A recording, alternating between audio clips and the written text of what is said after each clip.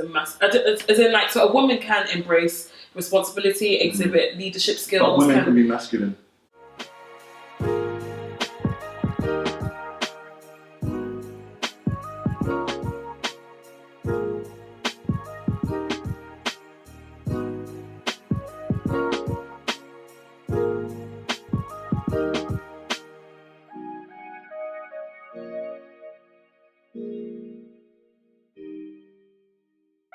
So my question was, before Sam came on a sparring team. See, now she started again though. Don't Wait, fall let in me the put things, guns man. away. Can we put guns away? Tell her not to call my name. But he started it though. Okay, go ahead, Sammy. Go We'll ahead. finish it. As I was saying. So with the whole so today we're going to be discussing masculinity and femininity. Cool. So can you guys define masculinity for me, and how do you think it's understood in our culture? I think it's someone who assumes responsibility, respects authority, and someone who can show and does show leadership. Go ahead. So with that definition that you've given, what about that is exclusive to males only? Sorry, I want to say, in terms of responsibility, it was embraces responsibility. Okay, but what about that? No. So, no, but how so if we're saying what doesn't mean to be masculine, some traditions so that are attributed to men. Right. That- Those are attributes of that's just saying that those are attributes of masculinity, but they're not. It's not the definition. It's not the definition. Okay. Masculinity entails a lot of Can I things. ask another question? You are about to. Just wow. Attitude for no reason. When I start my own, it's not it's true. cool. All right, then that's fine. Embracing responsibility, this very beautiful floral description that you've given. Yeah.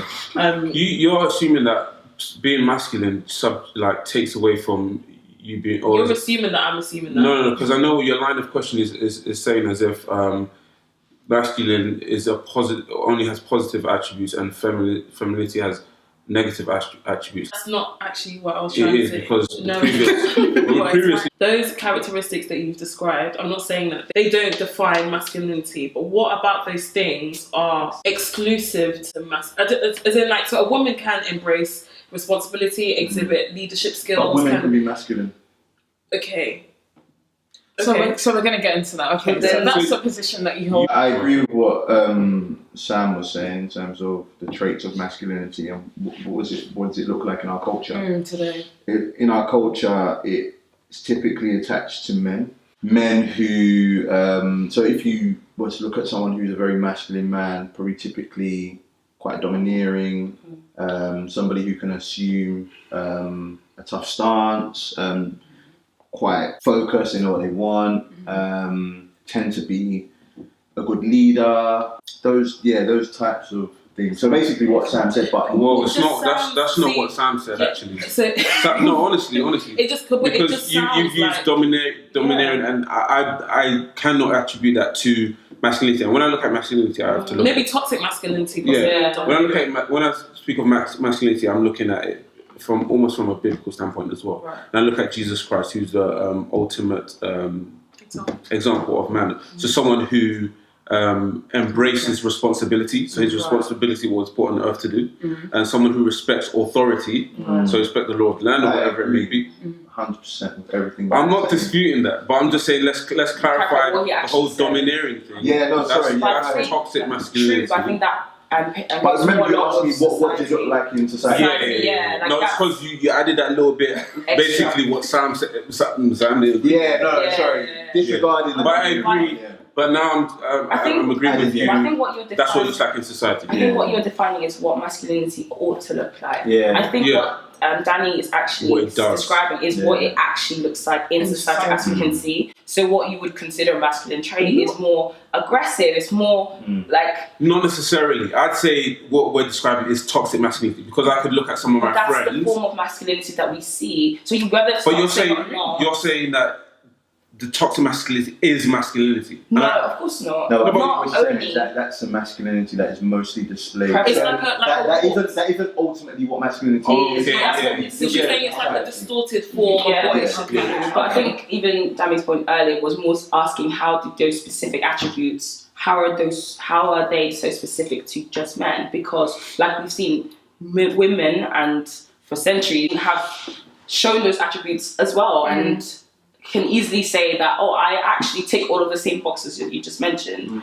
And so we're just asking. Yeah, as Danny responded, you can have masculine women. But does that make you masculine? But that's a question. That's a question. Yeah. We'll delve into it. We will delve into it. No, I think. But because I assume responsibility. I pay my rent. I go to work. Does that make me a man? But that's what you explain. No, do you remember, we're not saying that men, masculine is mutually exclusive. Right. Like, you can display certain attributes that are masculine attributes, but you can still display them. Okay, yeah, Danny, hold on. So I'm going to pose this question to both of you again, and Mags as well. Don't go dodgy for it. What do you think it means to be masculine? What do I think? Yeah. It's a hard question. That's what we're trying to answer here now. But I think it's one of those things where I can't give, honestly, a full definition. I can definitely point at attributes and say, and I agree with your attributes, but I'm not saying they're exclusive to just men. I think that femininity, masculinity, they are things that are fluid to an extent nowadays. Right. I think if you're going to define masculinity and femininity today, you can do that in the context of like tradition and history and what that says masculinity and femininity is. So I guess if I'm explaining what they're both in terms of like what I've been taught they are, then I would say that a masculine, which is those are attributes that are usually associated with the man, is someone who is a leader, for example, is a protector, is a provider. So those are attributes I would assign to male and female because that's what society has taught before now. But we're seeing nowadays that those terms aren't necessarily like as rigid, and then also you're getting subversions, so like hyper masculinity, toxic masculinity. You see males taking on roles or attributes that would typically have been associated with women and femininity. So a man being emotional, for example, and being forthcoming with his emotions, whereas before that wouldn't be acceptable in society for a man to say or to cry in public or to show, emotion. Aggression, that's an emotion that's okay for men to exhibit. I think and like over emotional, because it's not just emotion in context. No, but even still, like to cry, that's a human normal emotion. Right. For a man to be crying, you would think, oh, this guy's soft. Do you know what I mean? This guy's like now we think that, right? No, I think even we're before. A bit more like, I think if we call that, like, I'd call someone out if you were like, oh, so it's just like said man up to someone that was crying, like we'd call that out. We'd be quicker to call that out now, whereas before we wouldn't. Would you? Okay, so let's just put ourselves in a situation where we've got 2 children. The male child buckles and hurts his leg, and then the female child also buckles and hurts. You're more likely to hold Louise and say, "Oh, so sorry, don't cry, that's okay." Whereas for Steve, you're like, "Come on, man up, man! You're your big boy to be crying." Yeah, so I think those things start from in the home. Absolutely. But then also, what masculinity and femininity looks like for us is all different because we all have different experiences, and that shapes the way we view masculinity. But then, so help me define femininity then. We've kind of touched on it. How would you define femininity and how is it understood in our culture? I guess it's, being very in touch with your emotions, almost to the point of like too much. I think that is a general view. Being maternal, being nurturing, and being quite docile, I guess, and timid. Okay. That's a generic, I think. Or like maybe not docile, meek, maybe that's but being word. meek and being subdued, and not being too abrasive or like too vocal, and defining femininity in the context of wider society and what they. What do you think the original? So see how we defined what masculine attributes are, and then we explain what it looks like. I think feminine attributes are to be caring and to be nurturing. For some women to be maternal, because I know that not all women are maternal. Maternal nurturing, I guess. Nurturing. And are those exclusive to women? Are those exclusive to women? Yeah. Are they? I'm asking you. I'm asking you. The answer is no. The answer is no. Because attributes are not intrinsically gender specific. Anyone can have attributes. Yeah, damn, you heard of the whole fluid thing, but I would say that we're actually prescribed to be like, men are prescribed to be like that, and women are prescribed to be like that, and maybe with the issues that we have with regards to gender and all manner of things, is because we embrace this. Trust me. Correct, but don't even say the word transgender. Sam is so diplomatic. He's so is. wow. It could be because we are embracing this fluidity too much. Okay, that's a discussion we're gonna have. That's what I've been battling, to be fair, when I've been doing my research Do on you this not think topic. that might be like a chicken thing where, do you think that we had been That's a good point. embracing, so like women had been embracing quote unquote masculine attributes before this whole thing? So what started first? Like the shift in mindset, or women actually, or men and women already? Well, what started first is actually the perversion of this gender prescribed role. So if we date it way back to the first sin, Eve perceived a role of you know what? No, Eve perceived a role of leadership, and Adam did not assume and embrace his responsibility and his leadership, which God called him to do, and that's when the world, beginning of the end, essentially. And so we can see that when this whole fluidity comes with what we have been prescribed to be, problems. Okay. Sammy, did you have an objection? I don't have an objection because we're of the same faith, and I subscribe to that. But I do think that, yes, I agree with you, and I think that femininity and masculinity are tools given for us to exercise the roles that we've been given. So if we're talking about like what the role of women, like what the roles of women are in society and what the roles of men, those attributes are actually tools for us to, to do our roles, basically. But I just think that the difficulty is sometimes that it almost speaks to women cannot do these things, or cannot occupy certain positions or spaces, almost like you have to reduce yourself because it makes you like more masculine, and that's seen as a negative thing if you have more masculine attributes, and I think that can be difficult sometimes. What do you think is maybe like an intrinsically masculine attribute, and what do you think is an intrinsically feminine attribute? I think what Daniel was going on, I kind of agree, but I think the way that we're attacking it is different. So I would look at how the problem that we are perceiving women who do exhibit masculine traits as negative. I would attack it from there. That why are we perceiving them as it's a negative thing? Because masculinity in and of itself should be beautiful, and femininity in and of itself should be beautiful. Both should be perfect things. But we are viewing each men, I guess, exhibiting femininity, something beautiful, as negative, and we are viewing women who exhibit masculine traits as negative as well. We're both each other's problems, because if you have a man that is exhibiting feminine attributes, again, you would look at them negatively as well, if that makes sense. So if you have someone who is adopting like feminine attributes, you wouldn't necessarily celebrate that. That's a good point to go off. So what does a man adopting a feminine attribute that is negatively look like? What does that look like? Is it over emotional? That's what I was And I would say a woman showing over emotion is just but society would say that's okay. That's my point. So I'm not questioning it. You're questioning the very act. Yeah, the very act. So we should be looking at it like over emotion, regardless of who is exhibiting. Right, is wrong. Is it wrong? Over emotion? Over emotion.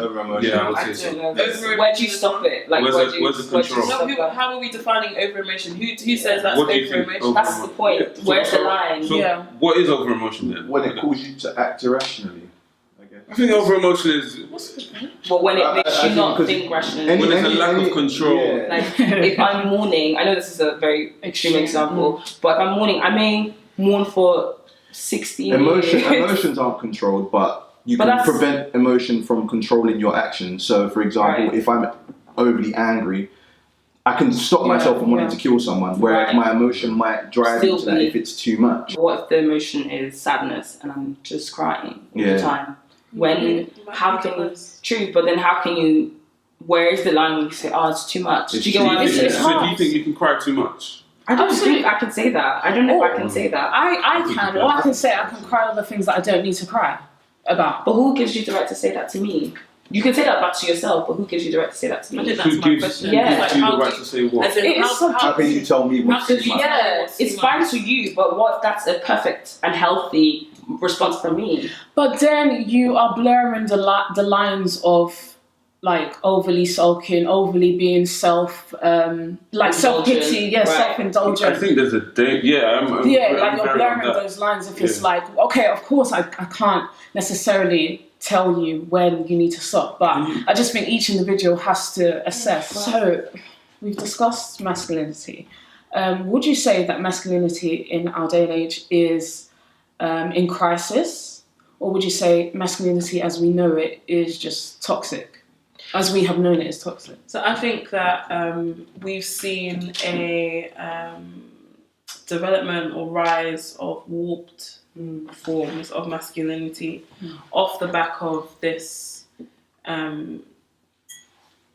blurring of the lines between what is masculine and what is feminine. And I think some men feel that they have to overcompensate in society now to really like show that they are masculine and kick against this, I guess, new form of like what it means to be a man. Is it in crisis? I think that we have our roles and responsibilities for a reason, basically is what I'm trying to say. And when those things are skewed or warped, it gives rise to a lot of problems, which we see like today.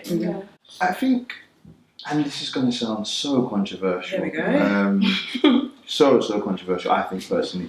But it's just a thought that I was having. And I don't know if masculinity is in crisis. However, I think that the lines between masculinity have now been blurred because... Masculinity and what? Masculinity and femininity have been blurred because of the development in society. So the way society was before, which was inherently negative, where women were almost subdued to domestic roles, it enabled men to exercise this role of going out, winning the money, being a breadwinner and all of that kind of stuff, which would have inherently looked masculine regardless. Whereas now you see women moving up in society, or what society perceives as moving up, leaving domestic roles, going into the workplace and stuff. So now women are assuming roles in which men typically have occupied. For a man to now exhibit masculinity used to be almost the bare minimum of going to work, earning money, bringing it home.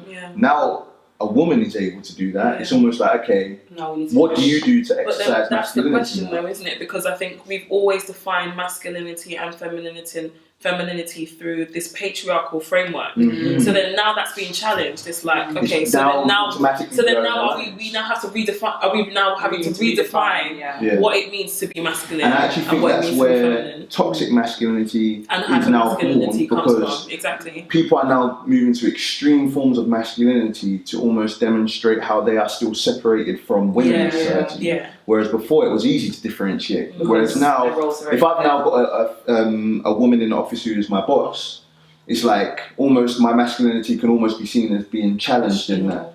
So it's like I now might move it into other areas in which it could be the way that I treat women in other spaces because I need to exert my dominance somewhere. And I was going to ask about, because Danny said it was a change or something. You weren't really agreeing with the point, but I think I do agree, because would you link? I think fatherhood, for example, is linked to masculinity. Even though not all men become fathers, but because of absent fathers and that whole umbrella, and that's rampant, I think then there has to be a crisis in masculinity. 300%. Yeah, there's a crisis of masculinity, there's a crisis of femininity as well. Right. Okay. I have a question. Yeah. So in terms of gender roles at home, in the home, right? Obviously, does that mean now that men and women should go 50-50, or do you still believe that men should be like sole bread? This is like personal questions to you guys. Men should be like the sole breadwinners and should continue in their traditional like masculine like roles of being like sole breadwinners and stuff. 50-50 to what? Sorry. As in like financially. That was I think it depends on each situation. I think personally, to me, I'd love to be in a position where if my wife had the option, she doesn't have to work if she didn't want to. I'd like to be able to provide enough for my family that it can solely rely on me. However, if it was a situation in which that couldn't happen and she actively chose to want to go to work and she actively chose to want to bring home her salary, essentially, be more than happy to go 50-50. But I would also like to position myself in a place in which I could bring home enough in which she could literally turn around and be like, I don't want to work. I'm a married guy, so Must be nice. Must be nice. No. The reason why I'm giving. Well done, you. The reason why I'm giving. No, I'm a married guy. Trevor's like, I'm gonna let you know peasants. I'm a The reason why I'm giving context is because I'm gonna give real example. Right. So I'm a married guy. I'm in a position where it's not 50-50. It is 100-100. Now this means both of us give everything possible, whether it's financially, any kind of skills, love, emotion. Just sneezed. Was that a sneeze or It laugh? was. No, it wasn't a laugh. But I was laughing because it was going to be so big. If that turns around and looks at her reducing her hours or not working anymore, and then putting all her efforts into the home, that's still 100% of her job. Her giving all herself. So it's never 50-50. It's always 100-100. I think I completely agree with that. Let's say you're in a situation where your woman is making more money. Would that still be okay? Fantastic. See, this. Let's say you're in a situation where she's the high flyer, and then would you be okay with staying at home and rearing the children? And then would your masculinity then feel threatened? So I'll let my baby fly. I would. I have no issue. Yeah, exactly. I have no issues with her being a high flyer. I have no issues with her earning way more than me. You guys are really progressive males. Yeah, but I wouldn't wait for the end of it. Yeah. It would even motivate. Wow. No, she does. It would even motivate me to. I'd see that as a motivation for me to reach that level, to aspire. Because you learn things from your spouses. That money is not hers though, so it's not a case of this is her wage and she's. This is the family's wage. So the family is on this. This is what we are spending.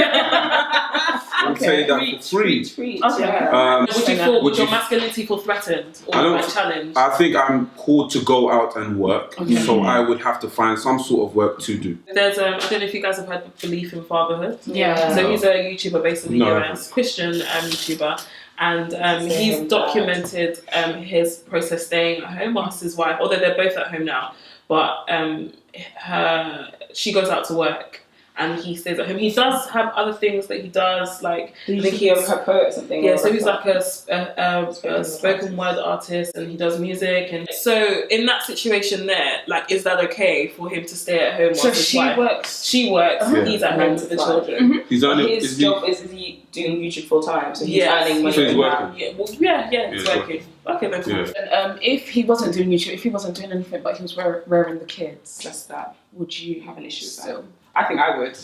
Yeah, kind of like what Sam was saying. I think men not generally, but I think men are called to work, especially from personal experience. Staying at home isn't being idle at all. Of course, looking after the family is a job in itself. But the idea of going out to do kind of a craft, I feel like a lot of men are called to do that, so I'd find it very difficult to just stay at home. Though I mean, maybe I won't mind it for a little period of time. If you're situated your circumstance, but then I think, hold on. Let me just provide a small caveat there. I think the man that stays at home and is content, I would say I have an issue. Problematic. But the man that stays at home and is working towards trying to look for something, who's fervent, trying. Right. I have no issue with that. Feminism. Is feminism causing more damage?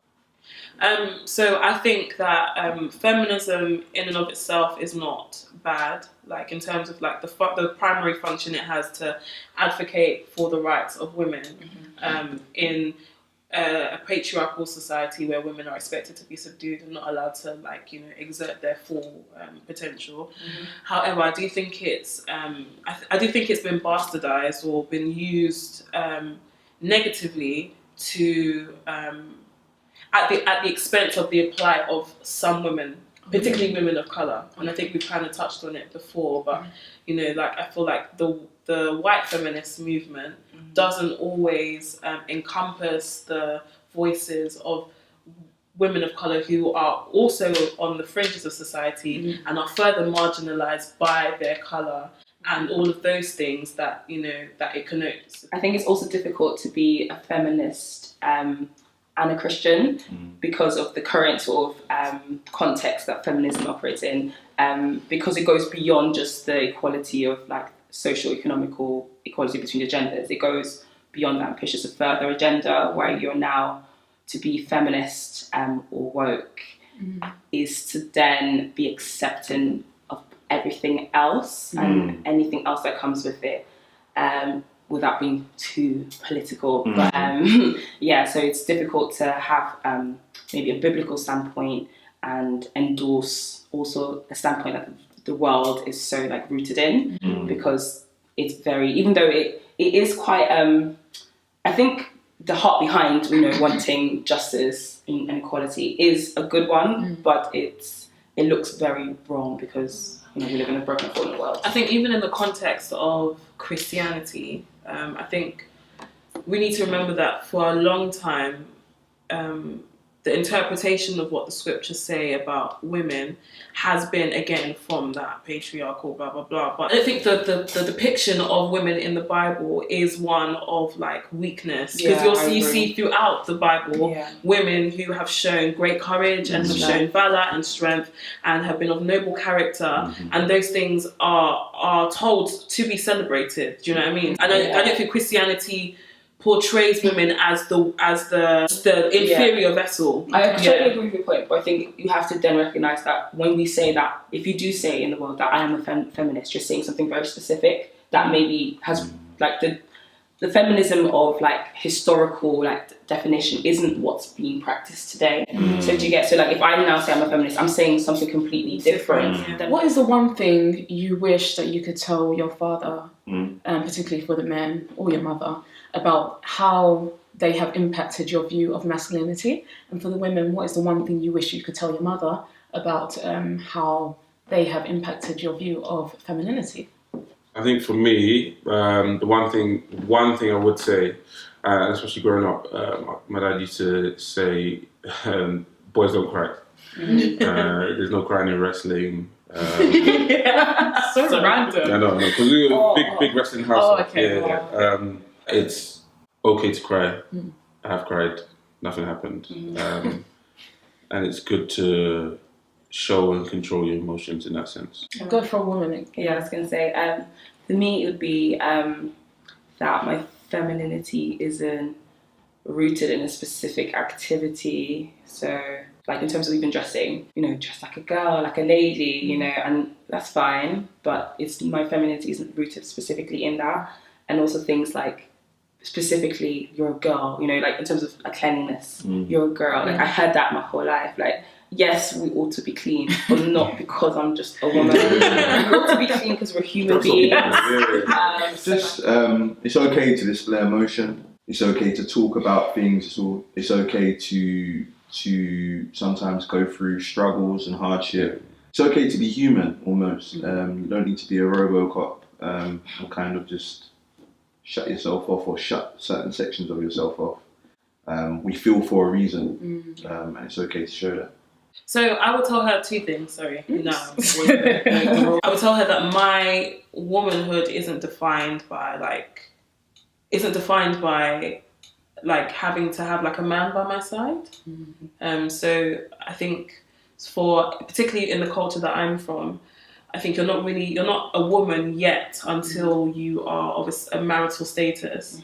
And to be fair, Nikki doesn't really put that much pressure on me like that. But, you know, just I'm saying it to all my mothers. Do you know what I mean? That actually, you know, being 27 and unmarried is absolutely fine, and there's absolutely nothing wrong with me, and you know, like, if that's what the Lord was for me, in time it will happen. Also, I would also say to my mom, actually, just thank you for being a fantastic example of what, you know, a woman is supposed to be in society. Yeah, and I think that, you know, if I grow up to be half the woman she is, I'll be alright.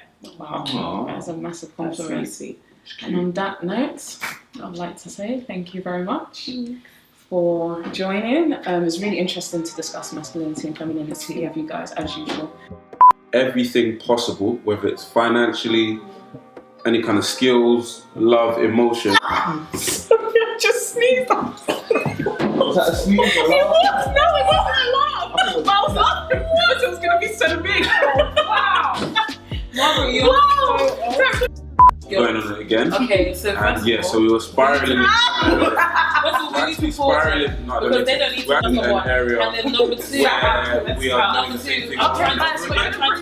that's been bastardized now and used in a way that to like propel white women. It's